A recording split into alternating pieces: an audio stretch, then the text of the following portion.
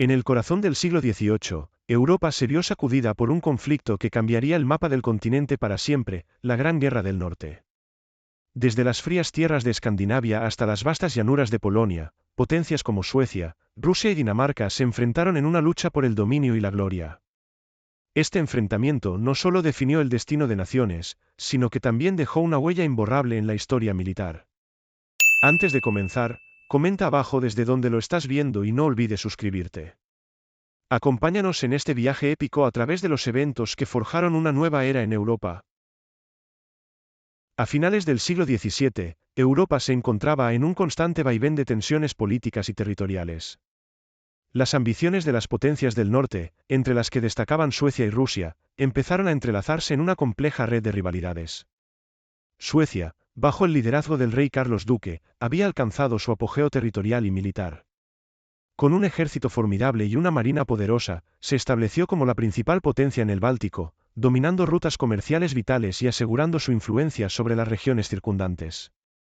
Sin embargo, esta expansión no pasó desapercibida para su vecino del este.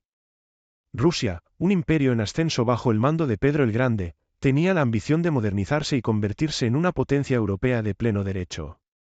Pedro era consciente de que la falta de acceso al mar Báltico limitaba su desarrollo y su capacidad para competir con otras naciones europeas. La búsqueda de un puerto que permitiera a Rusia comerciar con el resto de Europa era una prioridad nacional. Así, la rivalidad entre Suecia y Rusia comenzó a gestarse, impulsada por la necesidad de ambos imperios de afirmar su poder en la región. A medida que las tensiones aumentaban, la política de alianzas se convirtió en un factor clave en la génesis del conflicto. Dinamarca, que había sido un rival histórico de Suecia, vio la oportunidad de debilitar a su enemigo común y se alió con Rusia, formando una coalición que amenazaba la estabilidad sueca en el Báltico. Esta unión entre Dinamarca y Rusia no solo reforzó la posición de Pedro el Grande, sino que también encendió las alarmas en Estocolmo. La situación se complicó aún más con la inestabilidad en Polonia, donde una serie de conflictos internos y luchas de poder debilitaban la nación.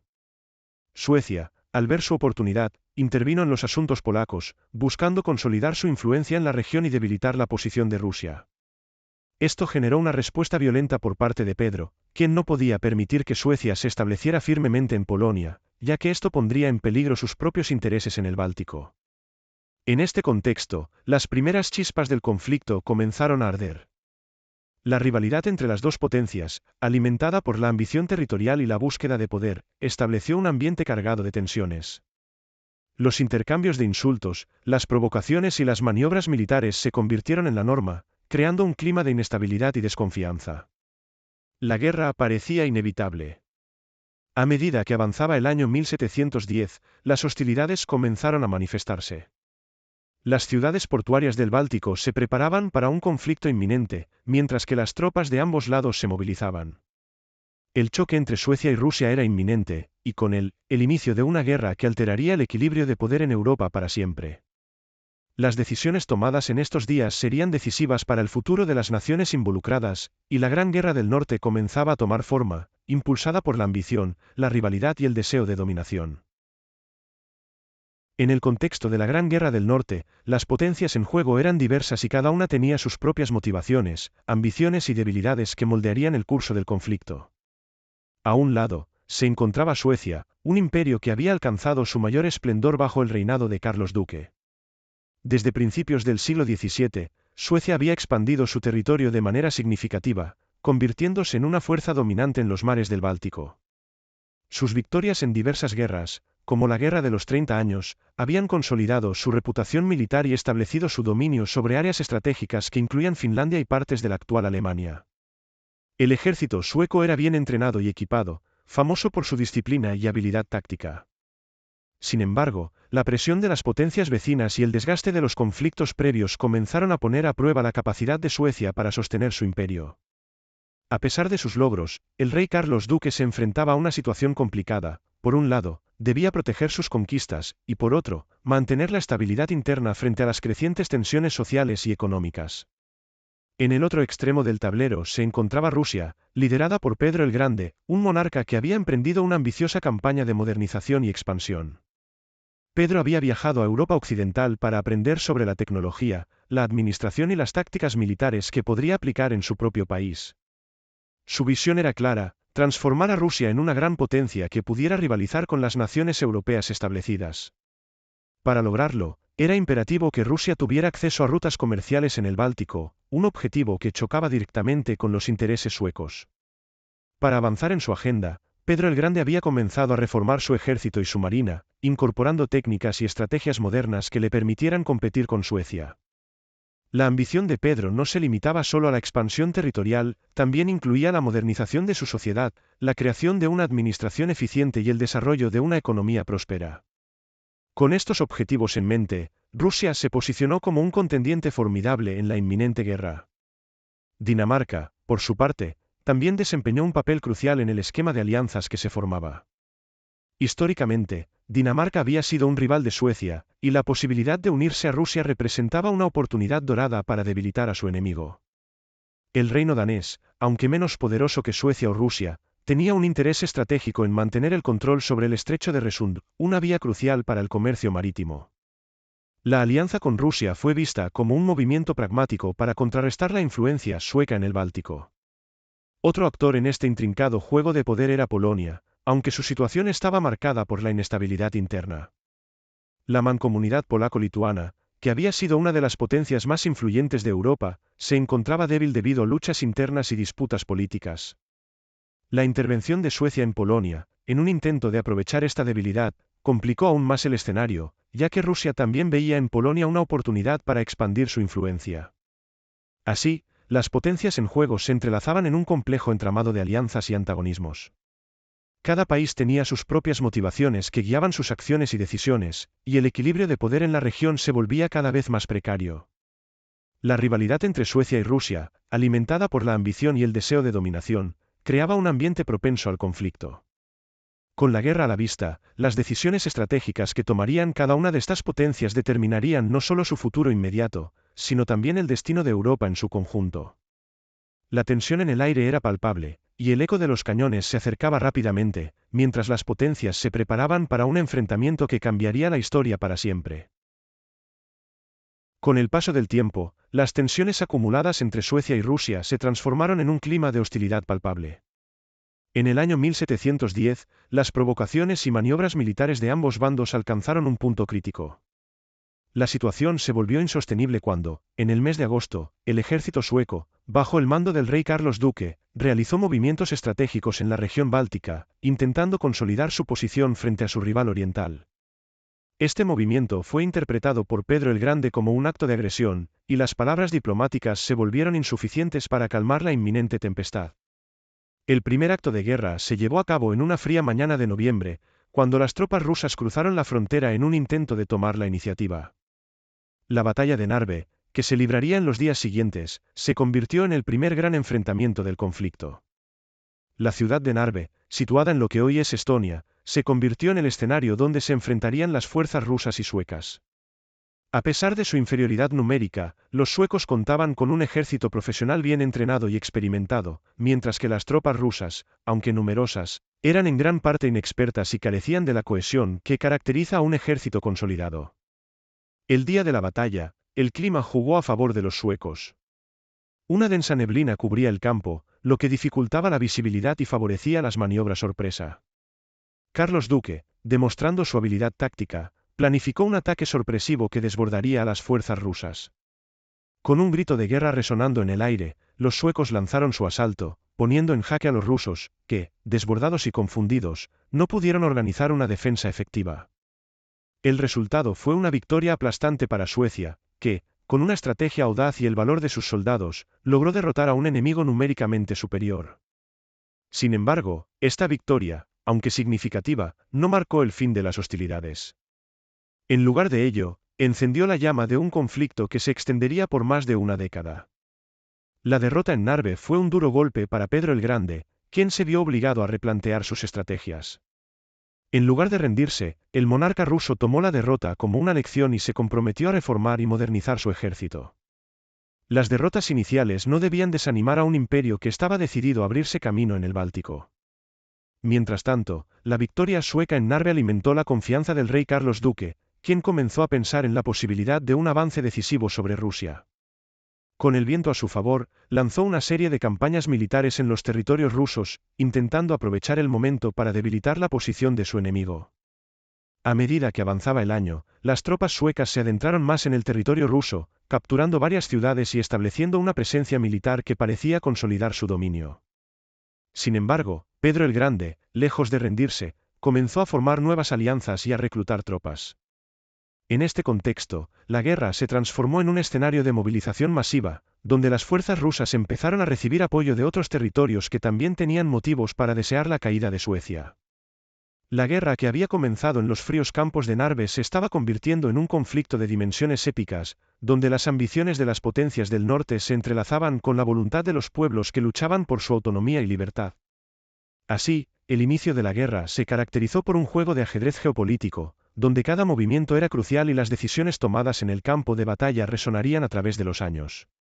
La Gran Guerra del Norte se había desatado, y sus repercusiones se sentirían mucho más allá de las fronteras de Suecia y Rusia, marcando el comienzo de un conflicto que desafiaría las nociones tradicionales de poder y soberanía en Europa. Las cartas estaban sobre la mesa y el destino de las naciones pendía de un hilo. El día de la batalla de Narve amaneció frío y brumoso, una neblina densa cubría el campo, creando un ambiente de tensión palpable entre las tropas que se preparaban para el enfrentamiento. En un lado, el ejército sueco, formado por aproximadamente 10.000 hombres, estaba bien entrenado y experimentado, compuestos en su mayoría por veteranos que habían luchado en guerras anteriores. Su comandante, el rey Carlos Duque, era un líder audaz y carismático, conocido por su valentía en el campo de batalla y su capacidad para inspirar a sus hombres. En el otro lado, las fuerzas rusas contaban con cerca de 35.000 soldados, pero muchos de ellos eran reclutas recientes que carecían de la experiencia y la cohesión necesarias para enfrentar a un enemigo tan formidable. A medida que avanzaba la mañana, la neblina brindaba a los suecos una ventaja táctica. Carlos Duque tomó la decisión de lanzar un ataque sorpresivo, confiando en la disciplina y el entrenamiento de sus tropas para sobrepasar las desventajas numéricas. Sus fuerzas se posicionaron cuidadosamente, aprovechando el terreno para ocultar sus movimientos mientras se acercaban a las posiciones rusas. La estrategia era clara: atacar rápidamente y desestabilizar al enemigo antes de que pudiera organizar su defensa. Cuando el sol comenzó a asomarse por el horizonte, el rey Carlos dio la orden de avance. Con un grito de guerra resonando en el aire, las tropas suecas iniciaron un asalto feroz. La confusión reinó en las filas rusas, que no esperaban un ataque tan temprano y decisivo. Los suecos, con una disciplina admirable, avanzaron en formación cerrada, disparando sus mosquetes y utilizando sus bayonetas de manera efectiva. La sorpresa fue devastadora: las tropas rusas, atrapadas en la desorganización, intentaron reagruparse, pero la velocidad y la ferocidad del asalto sueco les dificultaron cualquier intento de defensa. A medida que la batalla se intensificaba, Carlos Duque demostró su liderazgo al involucrarse personalmente en los combates, animando a sus hombres y guiando a las fuerzas a través del caos. La moral de los suecos se disparó, impulsada por su rey en el campo de batalla.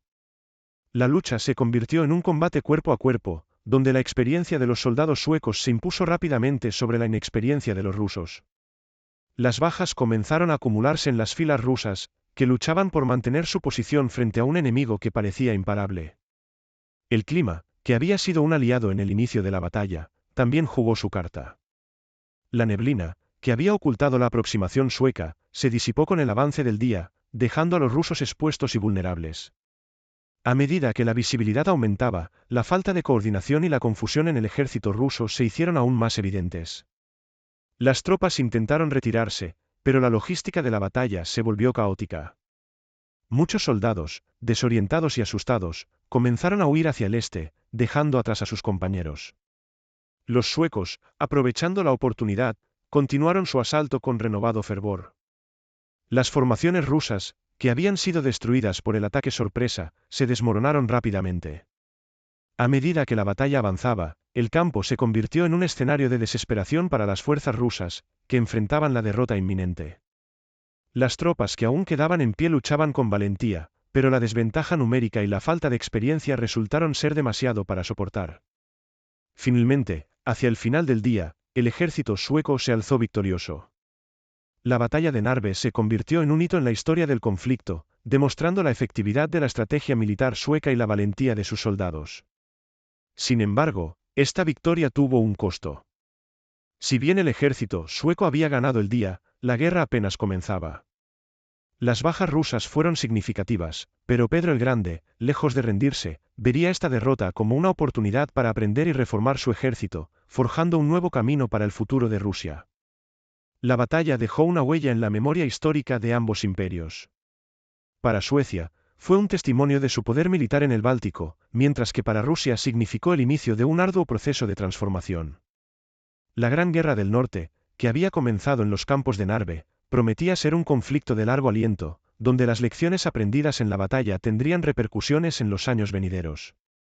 Con la victoria en el campo de batalla, el rey Carlos Duque miraba hacia el futuro, pero en el horizonte se vislumbraba una lucha que desbordaría las fronteras de su imperio.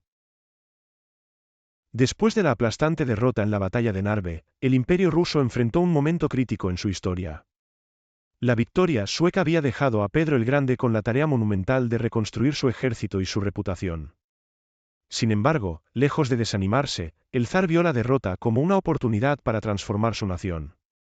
Comprendió que la guerra no solo era una prueba de fuerza militar, sino también de voluntad, innovación y capacidad de aprendizaje. Con determinación, Pedro se comprometió a modernizar Rusia y a convertirla en una potencia respetada en Europa. El primer paso en esta ambiciosa agenda fue llevar a cabo una serie de reformas militares profundas. Pedro comenzó por viajar a Europa Occidental en busca de conocimientos, observando las tácticas y la organización de los ejércitos en países como Prusia y los Países Bajos.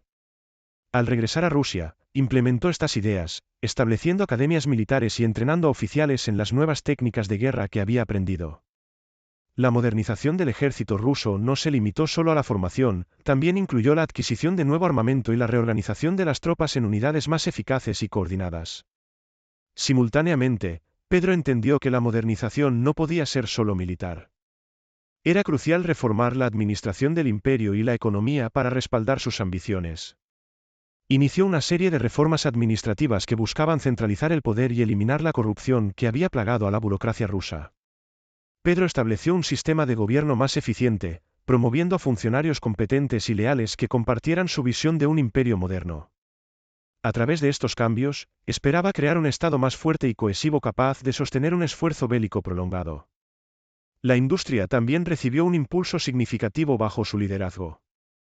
Pedro incentivó la creación de fábricas que producirían armas, municiones y otros suministros necesarios para el ejército. Con la implementación de nuevas técnicas de producción, Rusia comenzó a desarrollar su propia capacidad industrial, reduciendo así su dependencia de potencias extranjeras. Además, se promovieron la construcción de caminos y puertos para facilitar el comercio y la movilización de tropas, elementos clave para un ejército que necesitaba ser ágil y eficiente. Mientras tanto, en el campo de batalla, las tropas rusas, ahora mejor organizadas y entrenadas, comenzaron a reagruparse. Bajo el mando de nuevos generales, muchos de ellos formados en el extranjero, las fuerzas rusas empezaron a ganar confianza. La ideología de resistencia y renovación se apoderó de los soldados, que veían en el zar un líder decidido a llevar a Rusia hacia un estatus de gran potencia. A medida que pasaban los meses, el ejército ruso comenzó a lanzar ofensivas en territorios que antes habían sido dominados por Suecia, comenzando a recuperar la iniciativa en el conflicto. Un hito importante en este proceso fue la batalla de los lagos de Ladege, donde las fuerzas rusas, utilizando sus nuevas tácticas y estrategias, lograron obtener una victoria significativa. Este triunfo no solo elevó la moral de las tropas, sino que también demostró que Rusia había aprendido de sus errores y estaba lista para enfrentarse de nuevo a Suecia. La victoria en los lagos fue un símbolo del renacimiento de Rusia, un testimonio del esfuerzo colectivo por superar la humillación de Narve. Pedro el Grande también se dedicó a cultivar un sentido de identidad nacional entre su pueblo. Promovió la educación y la participación en la vida pública, impulsando a los nobles a adoptar vestimentas y costumbres occidentales. Su visión era la de una Rusia moderna y fuerte que pudiera sostenerse frente a las potencias europeas. Aunque esto generó resistencia entre algunos sectores conservadores de la sociedad, quienes veían en estas reformas una amenaza a las tradiciones rusas, la mayoría de la población comenzó a abrazar el cambio. El ascenso de Rusia, impulsado por estas reformas, sentó las bases para un nuevo capítulo en la Gran Guerra del Norte. Pedro se había transformado de un líder derrotado a un reformador decidido, y su visión de un imperio moderno resonaba en cada rincón del vasto territorio ruso. Mientras las tropas se preparaban para la próxima fase del conflicto, el zar sabía que el camino hacia la victoria sería arduo, pero había sembrado las semillas de un renacimiento que, con el tiempo, florecería en un imperio potente y resiliente. Con la moral renovada y un ejército en pleno proceso de transformación, Rusia estaba lista para enfrentar de nuevo a Suecia, dispuesta a demostrar que la derrota inicial no era más que un peldaño en su camino hacia la grandeza. A medida que la Gran Guerra del Norte se intensificaba, la situación en Polonia se tornaba cada vez más inestable. La mancomunidad polaco-lituana, que en su día había sido una de las potencias más influyentes de Europa, había caído en un estado de fragmentación interna.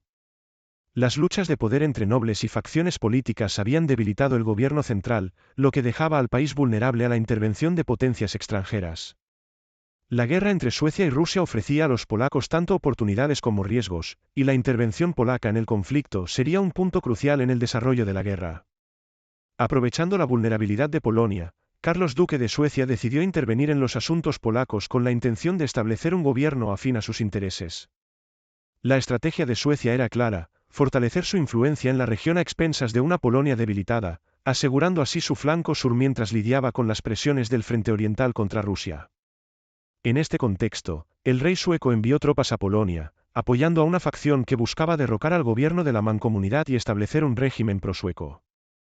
Los nobles polacos, deseosos de recuperar el poder y la estabilidad, vieron en Suecia una oportunidad para ponernos de su lado y debilitar a sus rivales internos. Sin embargo, esta intervención no fue recibida de manera unánime en todo el país. Muchos polacos eran escépticos de la influencia sueca, temiendo que la intervención solo llevaría a una mayor fragmentación y a la pérdida de la soberanía nacional. A pesar de las preocupaciones, las tropas suecas comenzaron a establecerse en territorio polaco, y pronto se encontraron en medio de una lucha por el control de la mancomunidad. Por otro lado, Pedro el Grande de Rusia también tenía sus propios intereses en Polonia.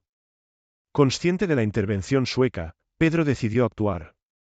Su objetivo era debilitar tanto a Suecia como a los nobles que colaboraban con ellos, asegurando que Polonia no se convirtiera en un peón en el juego de poder entre las potencias. Rusia comenzó a enviar tropas a Polonia, apoyando a aquellos que se oponían a la influencia sueca, en un intento de restaurar un equilibrio que beneficiara sus propios intereses. El conflicto se intensificó en el verano de 1711, cuando las fuerzas suecas y rusas chocaron en varias batallas por el control de las ciudades polacas. Las imágenes de la guerra eran desgarradoras, con la población civil atrapada en medio de un conflicto que no les pertenecía. Las tropas combatían ferozmente, pero la inestabilidad política interna complicaba la situación. Los nobles estaban divididos, algunos apoyando a Suecia, otros a Rusia, y muchos más tratando de preservar su propio poder en medio del caos. Esta guerra civil, alimentada por las ambiciones extranjeras, desgastaba aún más a Polonia. A medida que las tropas rusas y suecas luchaban por el control de territorios clave, las ciudades polacas se convirtieron en campos de batalla. Las aldeas fueron arrasadas, y los civiles se vieron obligados a huir de sus hogares. La intervención de ambas potencias extranjeras dejó a Polonia en una situación precaria, y la guerra se convirtió en un doloroso recordatorio de la fragilidad de su soberanía. Mientras tanto, los líderes polacos comenzaron a darse cuenta de que la intervención extranjera podría llevar a una mayor injerencia, y quizás, a la pérdida definitiva de su independencia. La intervención polaca en la Gran Guerra del Norte se caracterizó por la lucha entre las ambiciones de los nobles y las intervenciones de Suecia y Rusia. Cada bando enfrentaba no solo a un enemigo externo, sino también a sus propios conflictos internos. La mancomunidad polaco-lituana, que una vez había sido un baluarte de poder, se encontraba ahora en un estado de descomposición. La guerra arrastraba al pueblo polaco a un callejón sin salida, donde las esperanzas de estabilidad y prosperidad parecían desvanecerse con cada enfrentamiento. La complejidad de la situación en Polonia se volvió más evidente a medida que las potencias extranjeras intentaban imponer sus visiones sobre el futuro del país. La intervención polaca en la guerra no solo alteró el equilibrio de poder en la región, sino que también dejó una marca indeleble en el destino de Polonia, una nación que luchaba por encontrar su identidad en medio de la tormenta que la rodeaba. Las decisiones tomadas por los líderes polacos, junto con las ambiciones de Suecia y Rusia, seguirían moldeando el curso del conflicto y el futuro de la mancomunidad. En el verano de 1711, la tensión en Polonia alcanzó un punto culminante. Las fuerzas suecas, que habían estado luchando por establecer una influencia duradera en la región, se encontraron frente a un nuevo desafío en la batalla de Klisov. Este enfrentamiento no solo era un reflejo de la lucha por el control de Polonia, sino que también simbolizaba la resistencia de las fuerzas rusas y polacas que se oponían a la intervención sueca. El campo de batalla se extendía a lo largo de un terreno ondulado y cubierto de vegetación, que ofrecía tanto oportunidades como desafíos para ambos ejércitos. Las tropas suecas, bajo el mando del general Adam Ludwig Lügenhaupt, ascendían a aproximadamente 10.000 hombres, compuestos en su mayoría por soldados experimentados que habían participado en campañas previas. En contraste, las fuerzas rusas y polacas, dirigidas por el general ruso Boris Sheremetev y el líder polaco Stanisław Leszczyński, sumaban cerca de 15.000 efectivos, un ejército más numeroso pero con menos experiencia en el combate conjunto. La batalla comenzó en una mañana brumosa, cuando las primeras luces del alba apenas iluminaban el horizonte. Ambos bandos sabían que el éxito en Klisov podría cambiar el rumbo de la guerra en Polonia.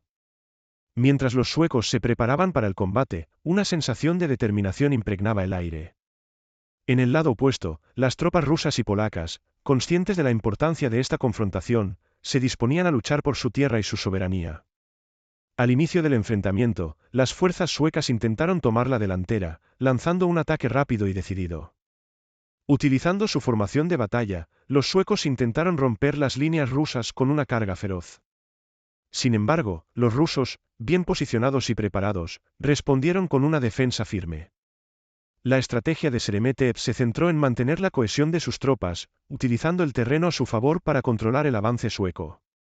A medida que la batalla se intensificaba, los cañones comenzaron a rugir, y el sonido de los disparos resonaba en el campo. La neblina de la mañana se disipó, revelando un caótico espectáculo de lucha cuerpo a cuerpo. Los hombres combatían con valentía, empujándose entre sí, mientras el barro del suelo se mezclaba con la sangre derramada.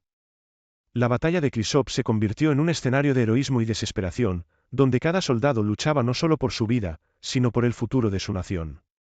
A pesar de su entrenamiento y experiencia, las tropas suecas comenzaron a sentir el peso del cansancio y la presión del número superior de sus enemigos. A medida que avanzaba el día, los rusos y polacos lograron organizar un contraataque efectivo, empujando a los suecos hacia posiciones defensivas. La moral de las tropas suecas se vio afectada, y comenzaron a dudar de su capacidad para resistir las embestidas rusas. En medio del caos, el liderazgo de los generales se convirtió en un factor crucial. Lügenhaupt, aunque valiente, enfrentó la presión de un ejército que comenzaba a tambalearse. Por otro lado, Sheremetev y Leszczyński mostraron una determinación renovada, reforzando las líneas rusas y polacas con refuerzos y organizando ataques coordinados que desgastaron aún más las defensas suecas. La comunicación efectiva entre los líderes de ambas fuerzas permitió una respuesta ágil y poderosa a las maniobras suecas. Con el paso de las horas, la batalla se tornó en un escenario de desgaste y confusión. Las tropas suecas, que habían comenzado con un ímpetu ardiente, se encontraron luchando en una batalla de resistencia. La fatiga se apoderó de sus filas, y la superioridad numérica de los rusos y polacos comenzó a hacer mella. Finalmente, en un momento decisivo, los rusos lanzaron un ataque masivo, desbordando las líneas suecas y forzando a los soldados a retirarse. La derrota en Klisov fue un duro golpe para las fuerzas suecas, que habían esperado consolidar su influencia en Polonia. El campo de batalla, cubierto de cuerpos y ecos de gritos, se convirtió en un símbolo de la resistencia polaca y rusa contra la intervención sueca. La victoria de Sheremetev y Leszczyński no solo fortaleció la moral de sus tropas, sino que también les permitió recuperar el control sobre gran parte del territorio polaco. A medida que la batalla llegaba a su fin, las consecuencias de Klisov se sentían en todos los rincones de la región. La intervención sueca, que había prometido estabilidad y apoyo a ciertos nobles polacos, había fracasado, y las tropas rusas demostraron que estaban dispuestas a luchar por sus intereses y los de sus aliados. La batalla de Klisov se convirtió en un punto de inflexión en la guerra, marcando el ascenso de Rusia como una potencia formidable en el escenario europeo y demostrando que la lucha por Polonia estaba lejos de terminar. A medida que la Gran Guerra del Norte avanzaba por tierra, la lucha por el control de los mares del norte se convirtió en un componente crucial del conflicto. La supremacía naval era vital no solo para el comercio y la economía, sino también para la movilidad y el abastecimiento de las tropas. Suecia, que había mantenido un dominio marítimo en la región del Báltico desde hace años, se encontró en un punto crítico. Por su parte, Rusia, que había estado enfocada en modernizar su ejército, también comenzó a centrar su atención en la creación de una marina que pudiera rivalizar con la sueca. La situación en los mares del norte se volvió tensa cuando el rey Carlos Duque, consciente de que el éxito en el mar era esencial para su estrategia, decidió fortalecer la flota sueca. Bajo su mando, la armada sueca se convirtió en una fuerza formidable, compuesta por barcos de guerra bien armados y tripulaciones entrenadas. Carlos no solo quería mantener el control de las rutas comerciales, sino también interrumpir los suministros rusos, que eran vitales para el esfuerzo bélico de Pedro el Grande. En respuesta a la creciente amenaza sueca, Pedro el Grande se propuso construir una marina que pudiera competir con su rival en el norte. Durante su viaje a Europa, había aprendido sobre la construcción naval y la guerra marítima, y estaba decidido a aplicar esos conocimientos en su país. Con el apoyo de ingenieros y constructores navales europeos, Rusia comenzó a construir una flota de barcos que incluiría buques de guerra y barcos de transporte. El proceso fue laborioso y tomó tiempo, pero la determinación de Pedro era inquebrantable. A medida que las flotas de ambos imperios se preparaban, comenzaron a realizarse escaramuzas en las aguas del Báltico. Los barcos suecos, que eran más experimentados en maniobras de combate, intentaron establecer su dominio mediante ataques preventivos contra los puertos y rutas comerciales rusas. En ocasiones, las naves suecas interceptaban convoys de suministros rusos, causando estragos en los esfuerzos de Pedro para abastecer a su ejército en tierra. Sin embargo, la situación dio un giro significativo en el año 1712, cuando las fuerzas rusas, ahora más organizadas y con una marina en crecimiento, comenzaron a mostrar su valía en el mar. Durante una serie de combates navales en el Báltico, los barcos rusos lograron infligir daños considerables a la flota sueca. Las tácticas de guerra naval de Rusia, que se habían desarrollado a partir de las enseñanzas de sus asesores europeos, comenzaron a dar frutos. La marina rusa, aunque aún en desarrollo, mostró un notable crecimiento en habilidades y confianza, desafiando el dominio sueco que había prevalecido durante tanto tiempo. Uno de los enfrentamientos más destacados ocurrió en el mar Báltico, cerca de la isla de Åland, donde una flota sueca intentó interceptar un convoy ruso. En un despliegue de astucia y valentía, los comandantes rusos utilizaron el conocimiento del terreno y las corrientes marítimas a su favor. A pesar de estar en desventaja numérica, las naves rusas lograron maniobrar con agilidad, desbordando a los suecos y causando importantes bajas en su flota.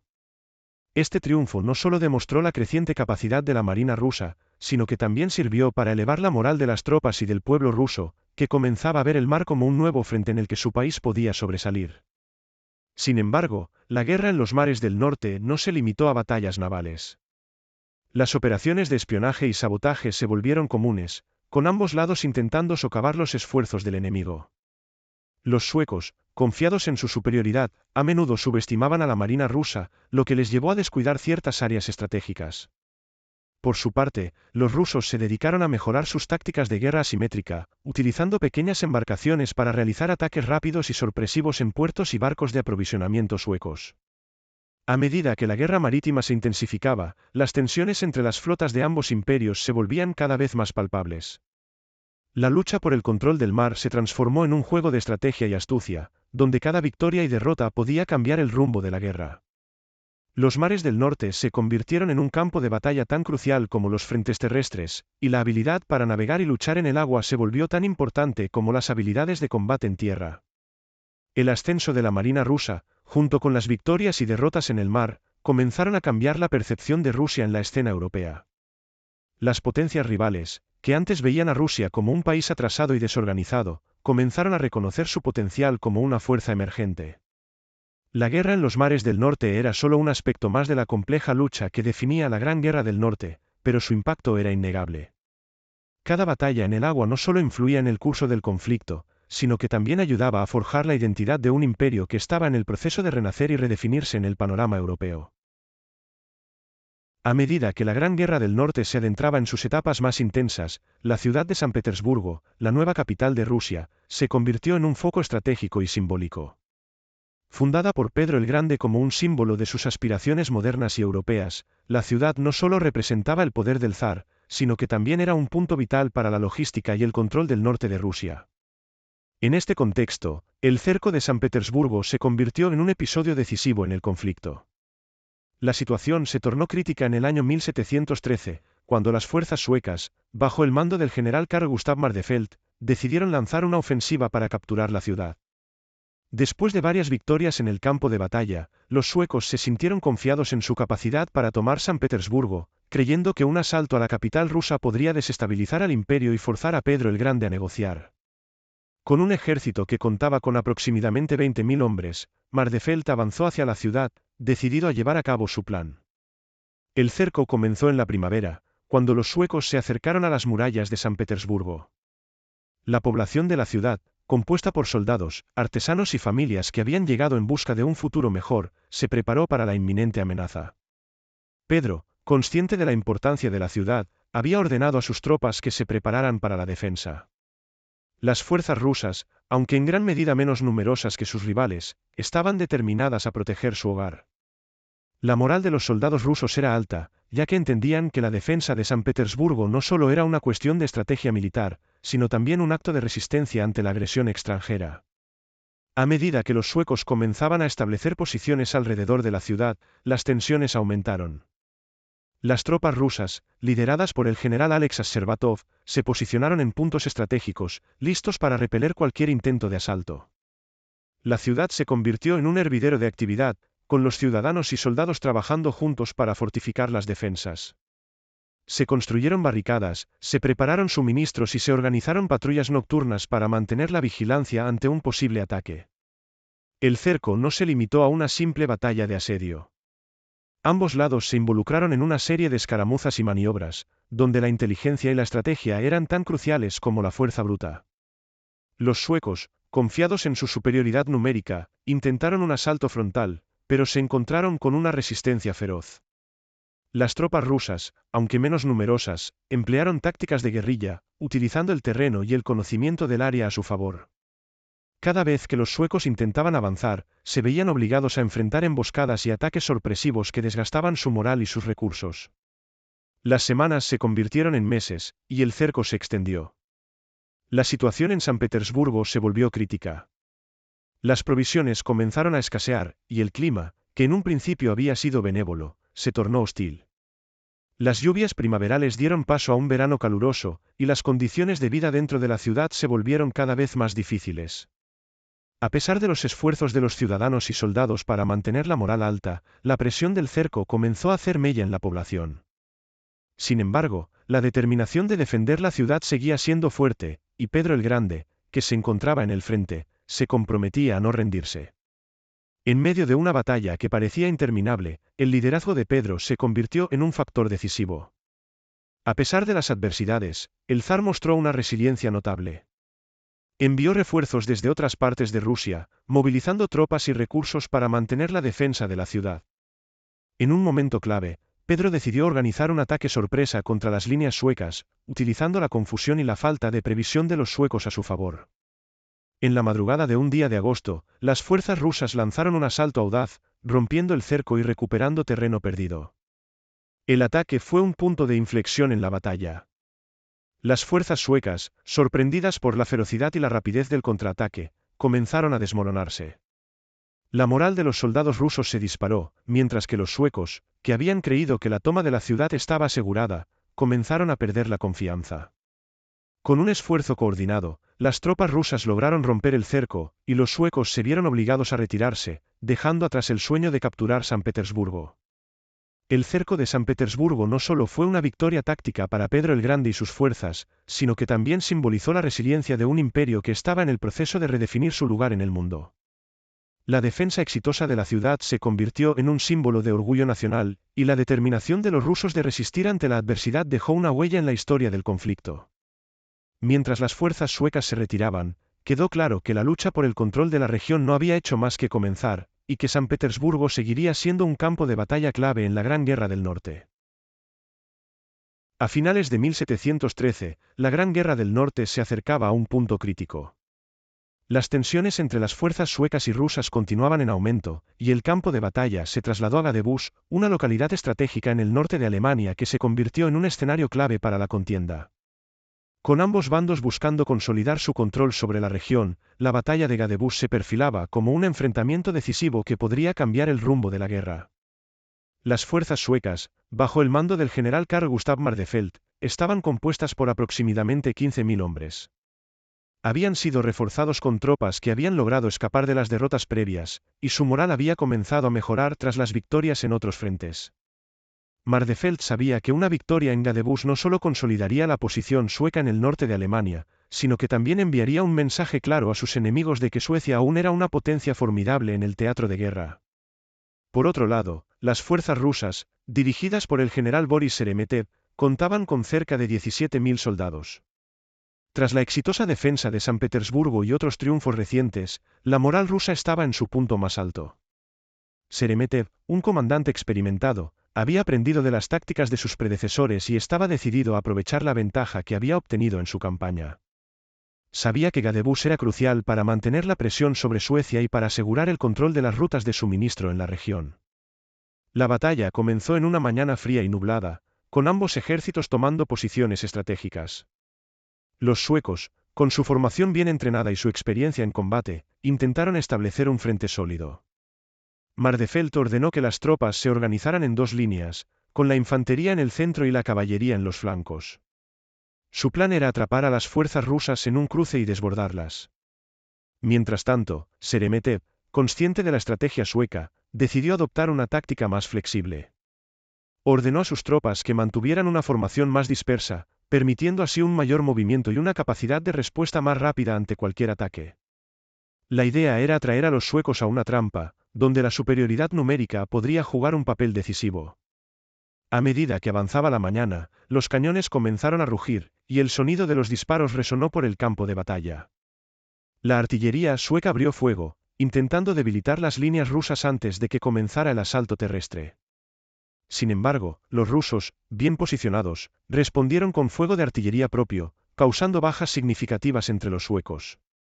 A medida que la batalla se intensificaba, las tropas suecas lanzaron un ataque frontal contra las líneas rusas. La infantería sueca, conocida por su disciplina y su capacidad de combate, avanzó con determinación. Sin embargo, Sheremetev había preparado su defensa, y cuando los suecos se acercaron, ordenó a sus hombres que lanzaran una serie de cargas improvisadas y emboscadas. Las fuerzas rusas utilizaron el terreno a su favor, disparando desde posiciones elevadas y flanqueando a los suecos cuando estos se adentraban en la trampa. El combate se tornó feroz y caótico. Los hombres luchaban cuerpo a cuerpo, y la sangre se mezclaba con el barro del campo. Los suecos, aunque entrenados, se encontraron en una batalla de desgaste, donde la experiencia y la moral de los rusos comenzaron a hacer mella. A medida que la tarde avanzaba, los rusos comenzaron a recuperar el control, lanzando contraataques que desgastaron aún más a los suecos. La situación se volvió crítica para los suecos cuando la caballería rusa, que había permanecido en la retaguardia, fue desplegada para atacar los flancos suecos. La carga de la caballería, combinada con el fuego de la infantería, desestabilizó las líneas suecas. Mardefelt, viendo cómo su ejército comenzaba a desmoronarse, intentó reorganizar sus fuerzas, pero la confusión y el caos del campo de batalla dificultaban la comunicación y la coordinación. Con el tiempo, las fuerzas rusas lograron romper las líneas suecas, y el pánico comenzó a extenderse entre los soldados suecos. La retirada se convirtió en un desorden, y muchos soldados, atrapados en el fuego cruzado, fueron incapaces de escapar del cerco. La batalla de Gadebus se convirtió en una victoria decisiva para Rusia, que no solo infligió graves pérdidas a su enemigo, sino que también reafirmó su posición en el conflicto. Mientras la noche caía sobre el campo de batalla, los ecos de la lucha se desvanecieron, dejando a los rusos como los indiscutibles vencedores de Gadebus. La victoria tuvo un profundo impacto en la moral de ambos ejércitos, y marcó un punto de inflexión en la guerra. Las fuerzas rusas, ahora más confiadas, continuaron avanzando, mientras que los suecos, desmoralizados y replegados, debían enfrentarse a la dura realidad de una guerra que parecía estar inclinándose en contra de ellos. La batalla de Gadebus se convirtió en un hito en la historia de la Gran Guerra del Norte, dejando claro que la lucha por el control del Báltico estaba lejos de terminar. A medida que la Gran Guerra del Norte se estremecía con batallas en tierra y mar, la política de alianzas se convirtió en un elemento crucial que moldeaba el curso del conflicto. Las potencias europeas, conscientes de que el equilibrio de poder estaba en juego, comenzaron a maniobrar, buscando formar coaliciones que les permitieran consolidar sus intereses y debilitar a sus adversarios. En este contexto, las alianzas se tejieron con la complejidad de los intereses nacionales, la ambición territorial y la búsqueda de dominación. Suecia, que había sido una potencia dominante en el Báltico, se encontraba en una encrucijada. A medida que las victorias rusas comenzaron a acumularse, Carlos Duque comprendió que necesitaba fortalecer su posición. En su búsqueda de aliados, Suecia trató de acercarse a Polonia, donde había facciones nobles que aún simpatizaban con la causa sueca. Sin embargo, la situación en Polonia era volátil, y la intervención de Suecia había generado desconfianza entre muchos nobles que veían a los suecos como invasores, no como liberadores. Por otro lado, Rusia, bajo el liderazgo de Pedro el Grande, estaba decidida a consolidar su influencia en la región. Consciente de la importancia de las alianzas, Pedro comenzó a buscar apoyo en varias naciones europeas. Su mirada se dirigió hacia Dinamarca, un antiguo rival de Suecia, que había visto en la guerra una oportunidad para recuperar el terreno perdido. Dinamarca, deseosa de debilitar a Suecia y recuperar su posición en el Báltico, se convirtió en un aliado natural de Rusia. La alianza entre Rusia y Dinamarca dio lugar a una serie de movimientos estratégicos. Dinamarca, al ver la creciente amenaza sueca, decidió enviar tropas a la región del Báltico para ayudar a los rusos. Esta colaboración no solo fortaleció a las fuerzas rusas, sino que también permitió a Dinamarca mantener una presencia activa en la guerra, lo que le otorgó un cierto nivel de influencia en el futuro del conflicto. Mientras tanto, otros actores en la escena europea también comenzaron a tomar partido. El Reino de Prusia, que había estado observando los acontecimientos con interés, vio la oportunidad de aumentar su influencia en la región. Aunque inicialmente mantenía una postura neutral, las derrotas suecas y la creciente fuerza de Rusia llevaron a Prusia a considerar una alianza con los rusos. Los prusianos, que habían estado en conflicto con Suecia en el pasado, tenían razones tanto estratégicas como territoriales para alinearse con Pedro el Grande. Las alianzas no solo se tejían a nivel de estados, sino que también se veían influenciadas por las tensiones internas dentro de cada nación. En Polonia, las facciones nobles estaban divididas. Algunos apoyaban a Suecia, mientras que otros se inclinaban hacia Rusia. Esta fragmentación interna complicó la búsqueda de una coalición unificada, y los nobles polacos se encontraron en una situación en la que debían elegir cuidadosamente a quién apoyar, ya que la guerra se extendía y se convertía en una lucha por la supervivencia. A medida que los conflictos se intensificaban, la política de alianzas se volvió cada vez más dinámica y cambiante. La lealtad de los aliados podía fluctuar según las circunstancias del momento, y muchos líderes buscaban asegurar su posición mediante negociaciones rápidas y alianzas temporales.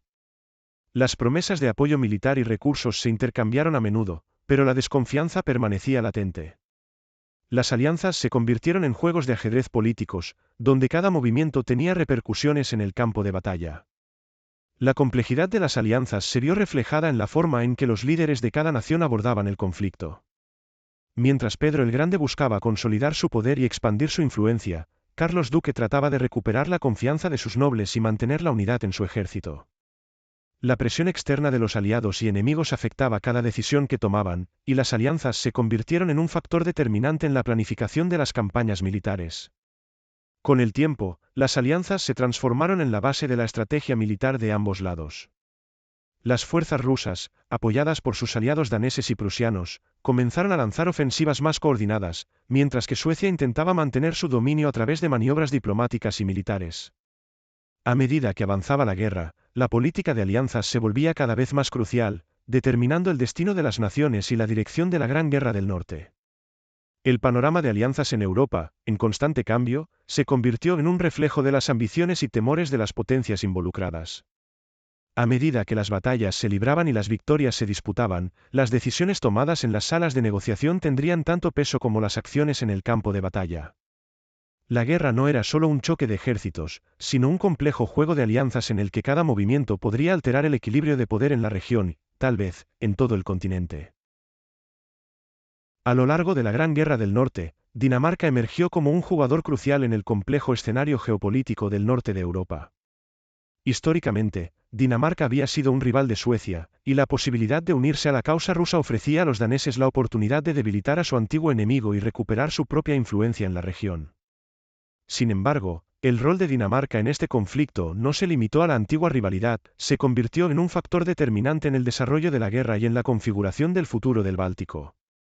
A medida que las hostilidades entre Suecia y Rusia se intensificaban, la situación en Dinamarca se volvió cada vez más tensa. El rey Federico IV, consciente de la creciente amenaza que representaba Suecia y de las oportunidades que brindaba la guerra, decidió actuar. En el año 1712, Dinamarca formó una alianza con Rusia, un movimiento que sorprendió a muchos en Europa, dado el historial de conflictos entre estos dos países. Sin embargo, la alianza era estratégica, y ambas naciones compartían un objetivo común: frenar la influencia sueca en la región. La intervención danesa fue inicialmente más diplomática que militar. Dinamarca trató de consolidar su posición en la región del Báltico, utilizando su influencia en los territorios circundantes para unir a las facciones que se oponían a Suecia. El rey Federico IV envió emisarios a varios nobles y líderes locales, buscando construir una coalición que desafiara la hegemonía sueca. Al mismo tiempo, Dinamarca comenzó a movilizar sus propias fuerzas armadas, preparándose para un posible enfrentamiento. A medida que las tropas danesas se unían a las filas rusas, el impacto de esta alianza se hizo evidente en el campo de batalla. Las fuerzas combinadas realizaron campañas coordinadas que desestabilizaron la posición sueca, permitiendo que Rusia y Dinamarca consolidaran su control sobre varias regiones estratégicas. La participación danesa en la guerra no solo proporcionó un refuerzo militar a los rusos, sino que también demostró que Suecia ya no era la potencia indiscutible en el Báltico. La batalla de Gadebusch, que tuvo lugar en 1713, ejemplificó el papel de Dinamarca en el conflicto. Durante esta batalla, las fuerzas rusas, apoyadas por contingentes daneses, lograron infligir una derrota significativa a los suecos. La colaboración entre las tropas rusas y danesas fue crucial para desbordar las líneas suecas y demostrar que la alianza podía ser efectiva en el campo de batalla. La victoria en Gadebusch no solo consolidó la posición de Rusia, sino que también elevó la moral de las tropas danesas y les permitió recuperar la confianza en su capacidad para influir en el resultado de la guerra. La intervención danesa también tuvo repercusiones en el ámbito naval. Dinamarca, con su ubicación estratégica en el estrecho de Resund, controlaba una de las rutas marítimas más importantes del Báltico. A medida que la guerra se intensificaba, Dinamarca aprovechó su posición para interrumpir el comercio sueco y debilitar la capacidad de Suecia para mantener sus fuerzas en el frente. La marina danesa se volvió más activa, lanzando ataques contra barcos mercantes suecos y apoyando los esfuerzos de la flota rusa. Sin embargo, el papel de Dinamarca en la guerra no estuvo exento de desafíos. A pesar de la alianza con Rusia, el rey Federico IV tuvo que lidiar con la oposición interna y la desconfianza entre los nobles daneses, que estaban divididos sobre el apoyo a la guerra. Algunos nobles veían la alianza con Rusia como un riesgo, temiendo que la intervención rusa pudiera conducir a una mayor injerencia en los asuntos daneses. Esta incertidumbre generó tensiones en la corte danesa, y el rey tuvo que maniobrar cuidadosamente para mantener la unidad entre las facciones pro y antirrusas. A medida que la guerra avanzaba, la posición de Dinamarca se volvió más compleja. Aunque la alianza con Rusia ofrecía oportunidades, también traía consigo la responsabilidad de mantener el compromiso militar y político. Las tropas danesas se encontraron cada vez más en el centro de los combates, y la presión sobre el ejército danés aumentó. La necesidad de demostrar su valía en el campo de batalla se convirtió en una carga para el rey Federico IV, quien temía que cualquier derrota pudiera tener repercusiones graves para su autoridad y el futuro de Dinamarca. A pesar de los desafíos, el papel de Dinamarca en la Gran Guerra del Norte fue fundamental. La alianza con Rusia permitió a Dinamarca recuperar su influencia en la región y desafiar la supremacía sueca, al tiempo que fortaleció su posición como un actor clave en la política del Báltico. La participación danesa en las campañas militares y navales mostró que el reino estaba dispuesto a luchar por sus intereses, y la colaboración con Rusia sentó las bases para un nuevo orden en el norte de Europa.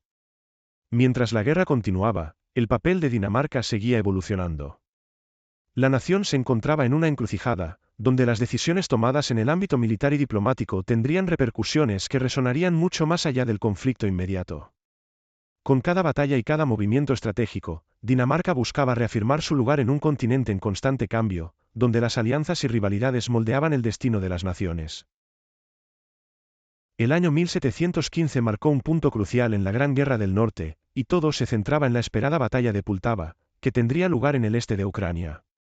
Las fuerzas rusas, bajo el mando de Pedro el Grande, se preparaban para enfrentarse a las tropas suecas, que eran consideradas una de las más formidables de Europa, lideradas por el general Carl Gustaf Rehnskjold. La batalla no solo representaba un enfrentamiento militar, sino que también simbolizaba el destino de dos imperios, el ruso, en ascenso, y el sueco, en declive. La situación en Pultava era tensa. Las tropas rusas, que sumaban cerca de 40.000 hombres, habían estado trabajando arduamente para fortalecer sus posiciones y prepararse para la inminente confrontación. Pedro el Grande había aprendido de las lecciones de las batallas anteriores y había modernizado su ejército, prestando atención a la logística, la disciplina y la estrategia. En la retaguardia, los ingenieros rusos habían trabajado para construir defensas sólidas, mientras que la moral de las tropas estaba en su punto más alto después de una serie de victorias recientes. Por otro lado, las fuerzas suecas, que contaban con aproximadamente 35.000 hombres, llegaban a Pultava con la experiencia de haber luchado en varias batallas, pero también con el peso de la presión. Tras las derrotas y las dificultades en campañas anteriores, la confianza de los suecos había comenzado a tambalearse. Renskiold, consciente de la situación, sabía que una victoria en Pultava era crucial no solo para mantener la supremacía sueca en el Báltico, sino también para restaurar la moral de su ejército. La batalla comenzó el día 28 de junio, en una mañana calurosa. Los suecos lanzaron un ataque inicial, tratando de aprovechar su movilidad y tácticas de choque. Sin embargo, a medida que las tropas avanzaban, se encontraron con las sólidas defensas rusas. Pedro había planeado sus posiciones cuidadosamente, y las tropas rusas estaban listas para resistir el embate. Los suecos, que esperaban una victoria rápida, se encontraron atrapados en un fuego cruzado, con los rusos utilizando su artillería de manera efectiva para desgastar a los atacantes. A medida que el día avanzaba, la batalla se tornó caótica. Las líneas se entrelazaban, y el combate cuerpo a cuerpo se convirtió en la norma. Las tropas rusas, bien entrenadas y motivadas, respondieron con valentía, luchando por su patria y su zar. A pesar de ser numéricamente inferiores, los suecos intentaron mantener la cohesión, pero la falta de coordinación y la presión de las tropas rusas comenzaron a hacer mella en su moral. En un momento crítico, Pedro el Grande decidió lanzar un contraataque. Con una audaz maniobra, ordenó a sus reservas que se unieran a la lucha, atacando el flanco sueco en un intento de romper sus líneas. La sorpresa del ataque ruso fue devastadora. Las tropas suecas, que ya estaban luchando para mantener su posición, se vieron abrumadas por el empuje de los rusos. Los gritos de guerra resonaban en el campo de batalla, mientras la lucha se intensificaba y el caos reinaba. La batalla se transformó en una lucha feroz por la supervivencia.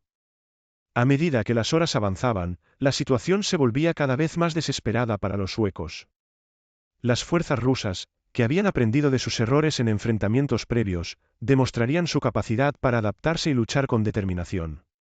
Mientras tanto, la artillería rusa, que había estado bien posicionada, comenzó a infligir bajas significativas a las tropas suecas.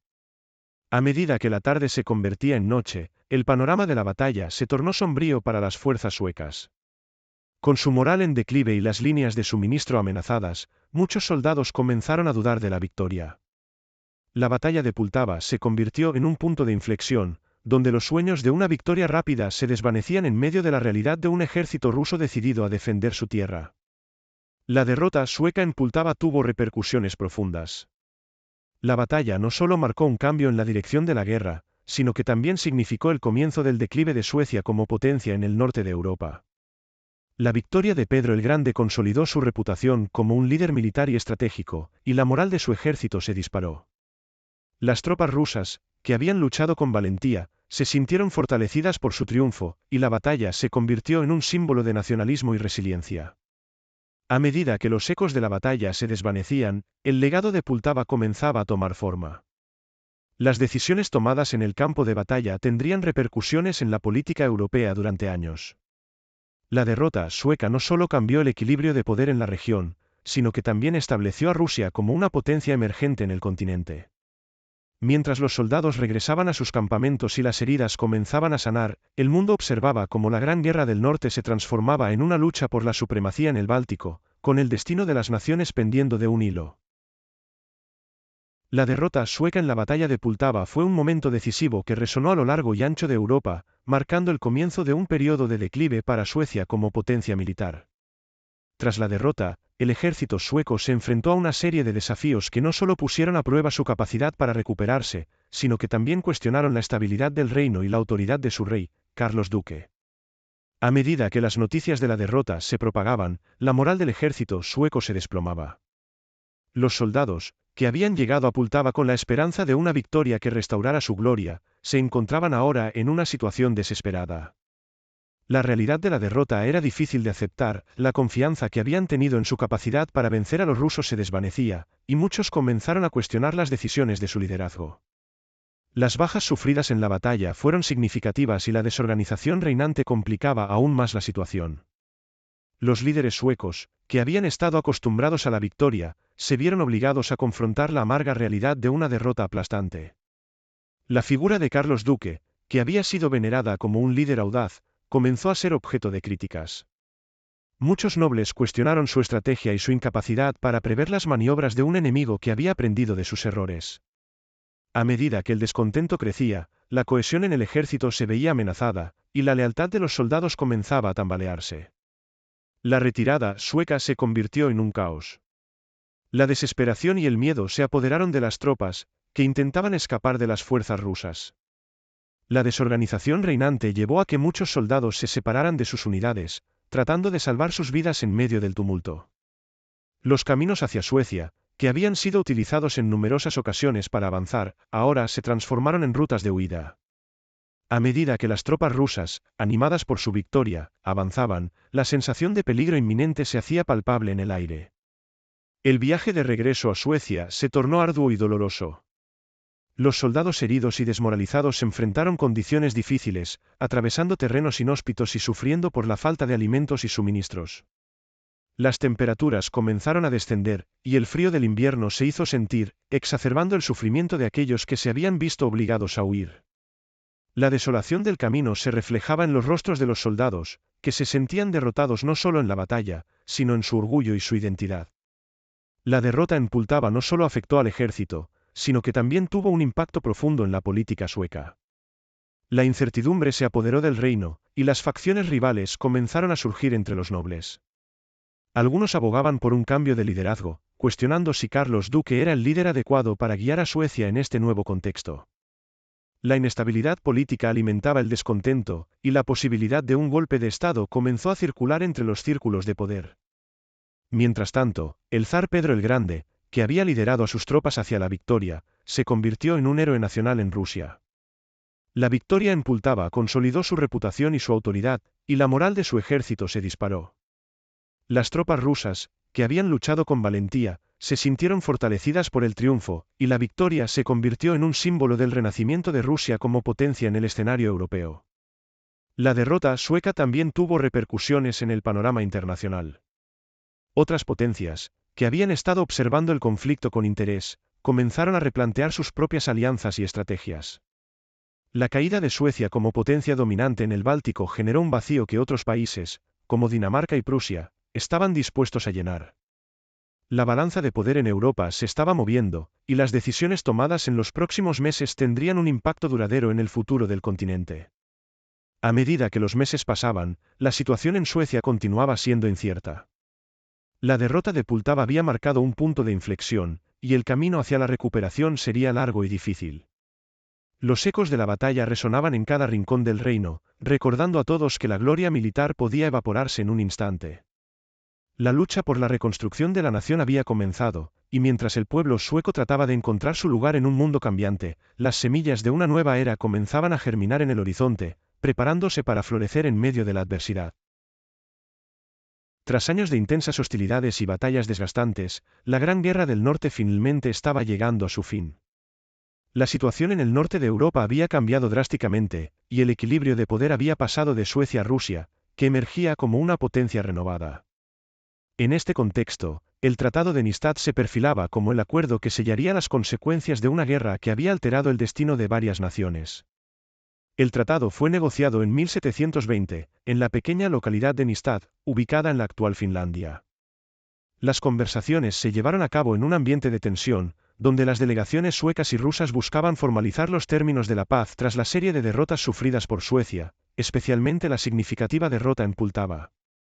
El zar Pedro el Grande lideraba la delegación rusa, decidido a consolidar los logros obtenidos en el campo de batalla y a afianzar la posición de Rusia en el Báltico. Por su parte, Suecia, representada por sus negociadores, se encontraba en una posición de debilidad, obligada a aceptar las condiciones impuestas por el vencedor. Uno de los principales puntos del tratado fue la cesión de vastos territorios. Suecia, que había sido una potencia dominante en la región, se vio forzada a renunciar a importantes áreas, incluyendo la mayor parte de su territorio en el este del Báltico. Esto implicó la entrega de territorios como Estonia y Livonia a Rusia, lo que no solo significaba una pérdida territorial, sino también un golpe a su prestigio y a su influencia en la región. La cesión de estos territorios fue un indicativo claro de la nueva realidad geopolítica, donde Rusia estaba lista para tomar el control de las rutas comerciales y los recursos de la región. Además de la pérdida territorial, el tratado estipulaba reparaciones de guerra. Rusia exigiría compensaciones financieras que reflejaban el costo del conflicto, un aspecto que añadía otro nivel de presión sobre una Suecia ya debilitada. La economía sueca, que había sufrido por años de guerra y una serie de derrotas, se encontraba en un estado crítico, y la obligación de pagar reparaciones solo exacerbaba la crisis económica. Los negociadores suecos, conscientes de la precariedad de su situación, lucharon por obtener condiciones más favorables, pero la balanza de poder estaba claramente inclinada a favor de Rusia. El tratado también incluyó términos relacionados con el comercio y la navegación. Rusia buscaba asegurar su acceso a las rutas marítimas del Báltico, y parte del acuerdo consistía en garantizar la libertad de navegación en estas aguas. Para Suecia, esto representaba un cambio significativo, ya que había disfrutado de un control casi absoluto sobre el comercio en el Báltico durante años. La nueva realidad requeriría que Suecia se adaptara a un entorno donde su influencia comercial había disminuido notablemente. A medida que avanzaban las negociaciones, las tensiones entre ambas delegaciones eran palpables. Los representantes suecos, conscientes de la difícil situación de su país, intentaron resistir algunas de las condiciones más severas impuestas por los rusos. Sin embargo, la determinación del zar Pedro el Grande y su firmeza en los términos del tratado reflejaban la confianza que había ganado a través de las victorias en el campo de batalla. La presión para llegar a un acuerdo se intensificó, y ambas partes sabían que el fin de la guerra era esencial para recuperar la estabilidad en la región. Finalmente, el Tratado de Nystad fue firmado el 13 de agosto de 1720. El acuerdo marcó el fin de la Gran Guerra del Norte y estableció un nuevo orden en el norte de Europa. La firma del tratado simbolizó no solo el final de un conflicto, sino también la transformación de las relaciones internacionales en la región. Rusia emergió como una potencia respetada, mientras que Suecia tuvo que enfrentarse a la dura realidad de su declive. Las repercusiones del tratado se sintieron en toda Europa. El equilibrio de poder había cambiado, y las potencias vecinas comenzaron a reevaluar sus propias estrategias y alianzas. La influencia de Rusia en el Báltico significaba que el paisaje político y económico del norte de Europa estaba en plena transformación. Mientras tanto, Suecia, obligada a aceptar su nueva realidad, se vio forzada a reconsiderar su lugar en el continente y a buscar formas de reconstruir su nación tras la devastación de la guerra. El Tratado de Nystad, por lo tanto, no solo selló el destino de Suecia y Rusia, sino que también sentó las bases para una nueva era en la historia europea, donde el cambio de poder y las alianzas políticas jugarían un papel crucial en la configuración del futuro del continente. Con la guerra finalmente atrás, tanto Rusia como Suecia miraban hacia adelante, cada una intentando encontrar su camino en un mundo donde las lecciones del pasado resonaban con fuerza y donde el futuro prometía ser tan incierto como desafiante. Las consecuencias de la Gran Guerra del Norte fueron profundas y de largo alcance, afectando no solo a las naciones directamente involucradas, sino también a la configuración política y económica de Europa en su conjunto. Tras años de conflictos y batallas desgastantes, el panorama del norte de Europa había cambiado drásticamente, y el equilibrio de poder se había reconfigurado de manera significativa. Uno de los resultados más evidentes de la guerra fue la ascensión de Rusia como una potencia europea de primer orden. La victoria en la guerra, especialmente en la crucial batalla de Pultava, consolidó el estatus de Pedro el Grande como un líder formidable. Rusia no solo había ganado territorios clave, como Estonia y Livonia, sino que también había establecido su influencia en la región del Báltico. Con el acceso a estas áreas estratégicas, Rusia pudo expandir su comercio y fortalecer su marina, convirtiéndose en un actor clave en las dinámicas comerciales y políticas de Europa. La victoria también impulsó un sentido de nacionalismo y orgullo entre los rusos, que vieron en su imperio un futuro brillante y en expansión. Por otro lado, Suecia sufrió un golpe devastador a su estatus como potencia. Las pérdidas territoriales y económicas significativas, junto con el costo humano de la guerra, llevaron a una crisis interna. La firma del Tratado de Nystad marcó la pérdida de la hegemonía sueca en el Báltico, y la nación se vio obligada a adaptarse a su nuevo rol como un estado menor en comparación con su vecino oriental. La desilusión y el descontento comenzaron a extenderse entre la aristocracia y la población, y la presión para reformar el sistema político y militar se volvió más apremiante. La guerra había dejado a Suecia en un estado de vulnerabilidad, lo que abriría la puerta a desafíos internos y externos en los años venideros. Las repercusiones de la guerra también se sintieron en Polonia, que había sido un campo de batalla crucial durante el conflicto. La intervención de Suecia y Rusia en los asuntos polacos había debilitado aún más la ya fracturada mancomunidad polaco-lituana. Las facciones nobles, que habían luchado entre sí durante la guerra, quedaron aún más divididas, lo que facilitó la intervención de potencias extranjeras en sus asuntos internos. El debilitamiento de Polonia sentó las bases para su partición en los años siguientes, cuando potencias vecinas buscarían aprovechar la inestabilidad del país. Dinamarca, que había jugado un papel activo en la guerra aliándose con Rusia, también experimentó un cambio en su posición. La guerra había permitido a Dinamarca recuperar parte de su influencia en el Báltico, pero también había dejado al país con la responsabilidad de manejar las tensiones resultantes de su alianza con Rusia. Aunque la relación se había fortalecido durante el conflicto, Dinamarca debía navegar cuidadosamente entre sus propios intereses y los de su poderoso aliado. La política exterior danesa se tornó más activa en los años posteriores, buscando equilibrar las relaciones con Rusia y Suecia. En el ámbito económico, la guerra dejó a muchas naciones en un estado de devastación. Las infraestructuras destruidas, las tierras arruinadas y la disminución de la población resultante de las batallas crearon un entorno desafiante para la recuperación. Rusia, a pesar de sus victorias, también enfrentó el costo económico de la guerra y la necesidad de reconstruir. La modernización que Pedro el Grande había comenzado debía continuar, pero los recursos eran limitados, y el país debía adaptarse a una nueva realidad en la que el crecimiento y la expansión requerían un enfoque cuidadoso. A nivel internacional, el final de la Gran Guerra del Norte también llevó a un replanteamiento de las alianzas y los equilibrios de poder en Europa. El surgimiento de Rusia como una potencia influyente llevó a otros países a reevaluar sus estrategias. Dinamarca y Prusia, por ejemplo, comenzaron a considerar sus propias posiciones en un continente donde el orden establecido se estaba desmoronando. Las lecciones aprendidas de la guerra llevaron a un cambio en las dinámicas de poder y una mayor importancia de las alianzas estratégicas. El impacto cultural de la guerra también fue significativo. La narrativa de la victoria rusa y la derrota sueca se convirtió en parte del discurso nacional, influyendo en la forma en que ambas naciones se veían a sí mismas y su lugar en el mundo. En Rusia, la guerra fue vista como una prueba de la resiliencia y la capacidad del pueblo ruso para superar las adversidades. Para Suecia, el conflicto dejó una herida profunda en su orgullo nacional, y la búsqueda de la regeneración y la reforma se convirtió en un tema recurrente en el discurso político y social. Las consecuencias de la Gran Guerra del Norte fueron, por lo tanto, multifacéticas y complejas. Desde el cambio en el equilibrio de poder en el Báltico hasta las repercusiones internas en cada nación involucrada, el conflicto dejó una huella indeleble en la historia de Europa. A medida que las naciones comenzaron a reconstruirse y adaptarse a su nueva realidad, la sombra de la guerra seguía presente, recordándoles las lecciones de un periodo tumultuoso que había transformado no solo sus territorios, sino también sus identidades y su futuro. Tras la firma del Tratado de Amistad y el final de la Gran Guerra del Norte, Europa se encontraba en un estado de transformación y reconstrucción. La guerra había dejado profundas cicatrices en el terreno político, económico y social, y las naciones involucradas debían enfrentar la tarea monumental de sanar y adaptarse a la nueva realidad.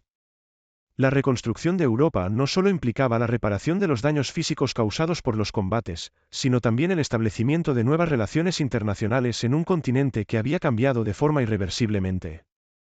Rusia, emergiendo de la guerra como una potencia renovada, se embarcó en un ambicioso proyecto de modernización.